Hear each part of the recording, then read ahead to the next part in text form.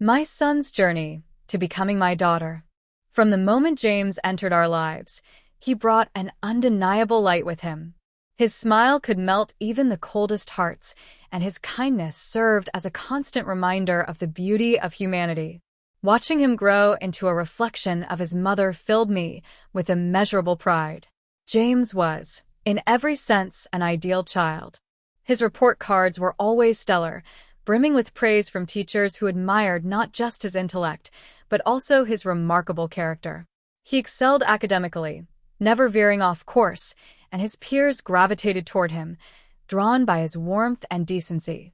Unlike other parents who fretted over rebellious behavior or poor grades, I found myself blessed with a son who seemed incapable of wrongdoing. Other parents would often look at me with a mix of envy and awe. "You're so lucky to have a James," they'd say, sharing tales of tantrums and teenage rebellion. I'd listen, nodding sympathetically, though I couldn't fully grasp their struggles. James's goodness shielded me from such worries, yet it also planted a small seed of unease. Could something so perfect truly be unshakable? James's closest companion was Andrew.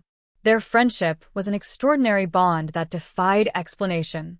From the moment they met, they were inseparable, sharing everything from laughter to secrets. Together, they seemed invincible, as though they were halves of the same soul. Though James had few other friends, the strength of his connection with Andrew seemed to fill that gap.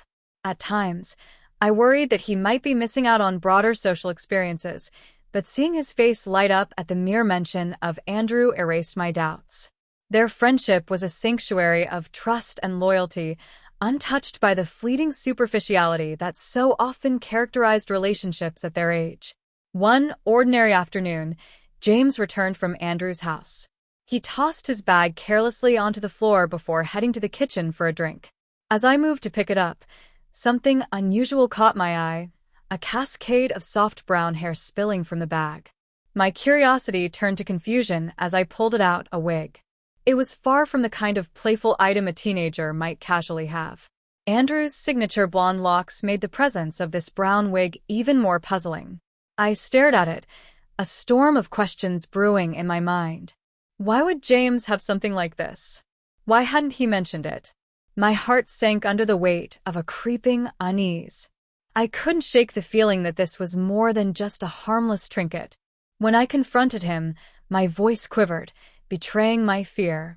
James's initial reaction was one of wide-eyed confusion, his usual honesty clouded by hesitation.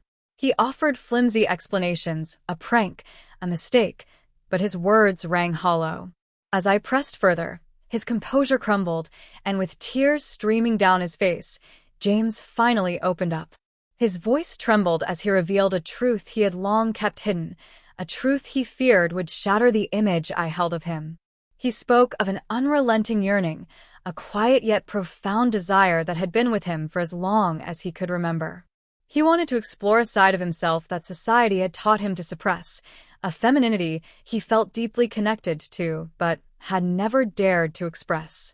His words were a revelation, raw and vulnerable. They left me reeling, my heart torn between shock and an overwhelming need to protect him. James's tears fell freely as he confessed his fears, his shame, and the relief of finally sharing this part of himself. In that moment, I saw not the perfect child I had always boasted about, but a brave soul searching for acceptance. His confession was not a fracture in our bond. It was a call for unconditional love, a plea to be seen and embraced for who he truly was. The weight of James's confession settled over me like a tidal wave, yet amidst the surge of emotions, I clung to his words. He spoke of a hidden world where femininity brought solace, a haven he had quietly sought for years. His closest friend, Andrew, had been his guiding light, offering understanding and unwavering support that I, as his mother, had somehow failed to provide. As he unraveled the truth of his journey, I was struck by the realization of my own blindness. How could I have missed the signs? My heart ached with guilt as questions swirled. What kind of mother overlooks her child's struggles? But guilt was not what James needed. What he needed now was love.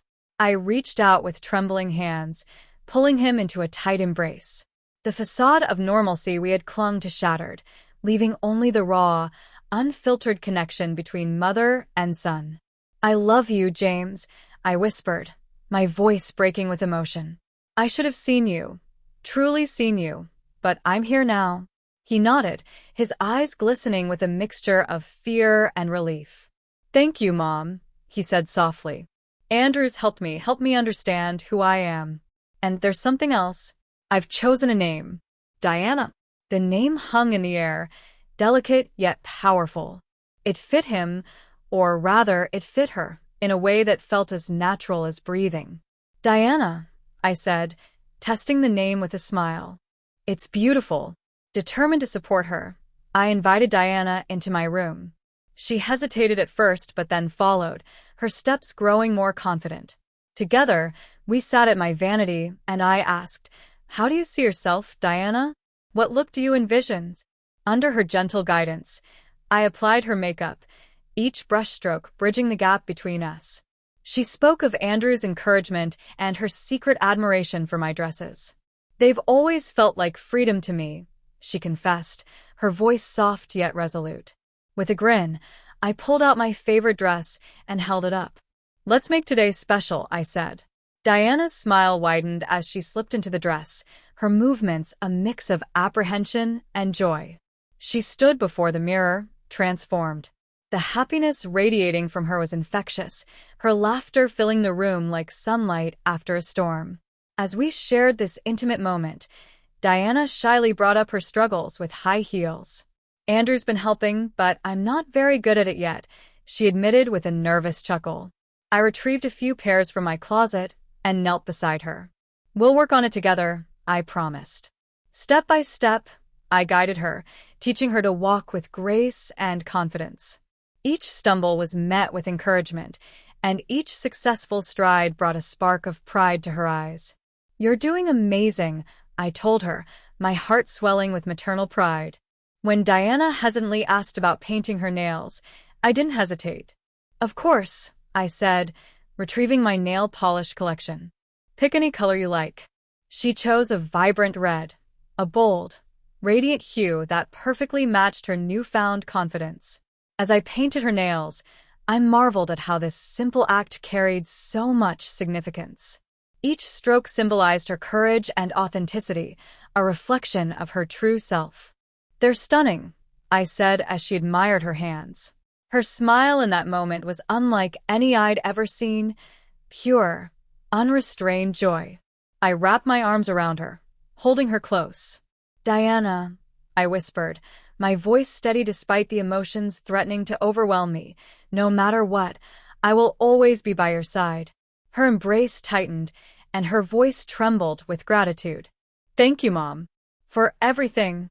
Standing together, united in love and acceptance, I realized this was only the beginning. The road ahead might be fraught with challenges, but I felt a deep certainty that, together, we could face anything. Diana's courage had illuminated the path forward, and I was determined to walk it with her, every step of the way.